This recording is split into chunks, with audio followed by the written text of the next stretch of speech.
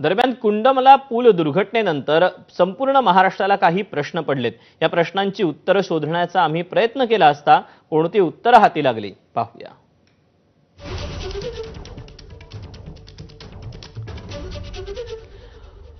पूल कुणाच्या वापरासाठी होता? कान्हेवाडी, इंदोरी, कुंडमला आणि शेलार वस्तीच्या रहिवाशांना पायी वापरण्यासाठी हा पूल होता। मात्र काही स्थानिक दुचाकीसाठी पुलाचा वापर करत होते। पूल बंद करण्याचा निर्णय कधी घेतला तर 1.5 वर्षांपूर्वी पूल बंद करण्याचा निर्णय घेण्यात आला। ग्रामविकास अधिकाऱ्याच्या आदेशानंतर इंदोरीच्या सरपंचांकडून इथे सूचना फलक लावण्यात आला होता। पुलाला पर्यायी व्यवस्था कोणती होती तर 8 ते 9 किलोमीटरचा वळसा मारून 20 ते 25 मिनिटं प्रवास यासाठी करावा लागतो। बंद करण्यात आलेल्या पुलावर पर्यटकांना रोखण्याची जबाबदारी कुणाची होती तर पुलाच्या दोन्ही बाजूंना ग्रामपंचायतीकडून सूचना फलक लावण्यात आले होते।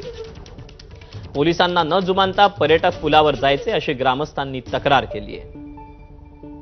पुलाच्या दोन्ही बाजूंना संरक्षक जाळ्या होत्या। नवीन पूल उभारण्यात दिरंगाई झाली का तर 11 जुलै 2024 रोजी नवीन पुलाच्या कामाला मंजुरी मिळाली। तत्कालीन सार्वजनिक बांधकाम मंत्री रवींद्र चव्हाणांकडून मंजुरीचं पत्र देण्यात आलं आणि 10 जून 2025 रोजी काम सुरू करण्याबाबत आदेशपत्र मिळालं। मात्र प्रत्यक्षात कामाला अजूनही सुरुवात नाही।